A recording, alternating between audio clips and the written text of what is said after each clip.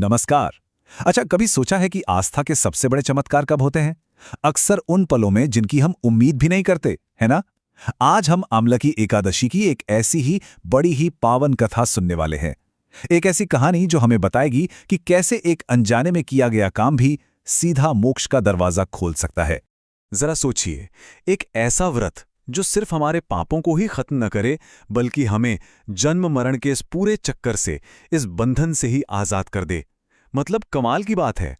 और हाँ, यही तो है आमले की एकादशी का दिव्य वचन, और इसी वचन पर टिकी है हमारी आज की पूरी कहानी। तो ठीक है, कहानी में तो हम आगे बढ़ेंगे ही, पर उससे पहले ये समझना जरूरी है कि भाई ये आमलकी एकादशी आखिर है क्या? इसे इतना खास, इतना महत्वपूर्ण क्यों माना जाता है? चलिए पहले ये जानते हैं। तो देखिए, आमलकी एकादशी, जैसा कि नाम से ही थोड़ा बहुत अंदाजा लग रहा है, ये फाल्गुन महीने के शुक्ल पक्ष की 11वीं तारीख मतलब एकादशी को मनाई जाती है। अब इस दिन की सबसे खास बात है दो चीजों की पूजा। पहली भगवान विष्णु की और दूसरी आंवले के पेड़ की। आंवले के पेड़ को, जिसे आमलक भी कहते हैं, बहुत ही पवित्र माना जाता है।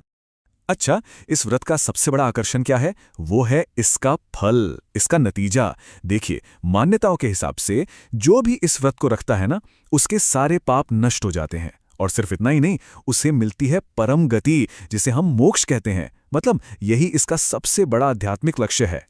अब इस व्रत की जो महिमा है, इसका जो महत्व है, उसको समझने का सबसे अच्छा तरीका है एक कहानी सुनना।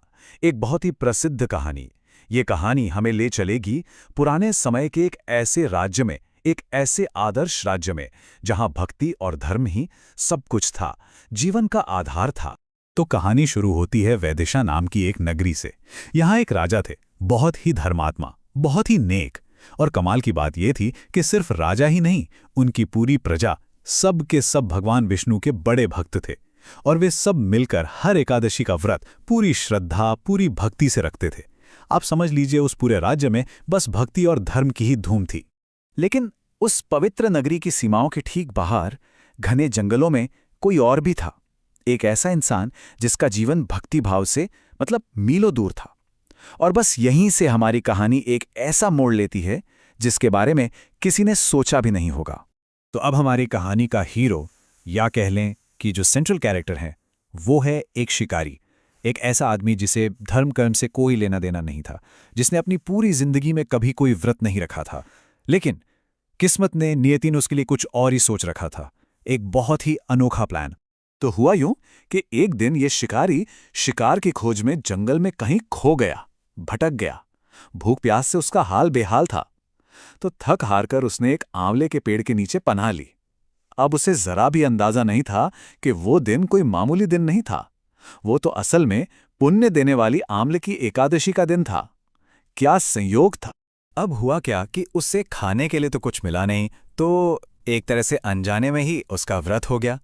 फिर रात हुई। ठंड और जंगली जानवरों का डर इतना था कि वो सो ही नहीं पाया, तो रात भर जागना पड़ा। और इसी बीच पास के किसी मंदिर से भजनों की आवाज आ रही थी, तो बस उसे सुनते सुनते वो अनजाने में ही भगवान विष्णु को याद करने लगा। ध्यान देने वाली बात यह है, उसने ये सब जानबूझकर नहीं किया, ये तो बस हालात ही ऐसे बन गए थे। और बस यहीं से कहानी का सबसे सबसे चमत्कारी हिस्सा शुरू होता है। सोचिए, उस शिकारी के एक दिन के, वो भी अनजाने में किए गए पुण्य का क्या फल मिला होगा। यकीन मानिए, इसका नतीजा इतना दिव्य था, इतना चमत्कारी था कि कोई सोच भी नहीं सकता था।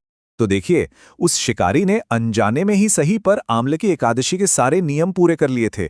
उपवास भी हो गया, रात भर जागना भी हो गया और भगवान का स्मरण भी हो गया। फिर कुछ समय बाद जब उसकी मृत्यु हुई, तो उस एक दिन के पुण्य ने जैसे जादू ही कर दिया। उसका अगला जन्म एक बहुत बड़े, एक प्रतापी राजा के रूप में हुआ।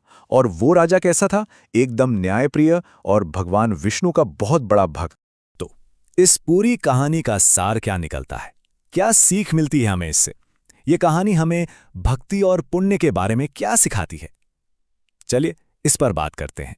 ये कहानी हमें साफ साफ एक बात बताती है कि अगर सच्ची श्रद्धा और भक्ति के साथ ये व्रत किया जाए, तो ये इंसान को सभी पापों से छुटकारा दिलाकर मोक्ष का रास्ता खोल देता है। और उस शिकारी की कहानी, वो तो इस बात का सबसे बड़ा सबूत है ये दिखाती है कि इस व्रत का पुण्य इतना ज्यादा है, इतना महान है कि अगर ये अनजाने में भी हो जाए तो भी अपना फल जरूर देता है। और आखिर में ये कहानी हमें एक बहुत गहरे सवाल के साथ छोड़ जाती है। क्या भक्ति के लिए सिर्फ कर्म करना काफी है, या फिर इरादा, हमारी नीयत भी उतनी ही जरूरी है? शिकारी की कहानी तो यही दिखाती है कि भगवान की कृपा कभी-कभी उन पर भी हो जाती है जो उसे ढूंढ भी नहीं रहे होते। है ना सोचने वाली बात? ये एक ऐसा विचार है जो हमारे मन में देर तक घूमता रहेगा।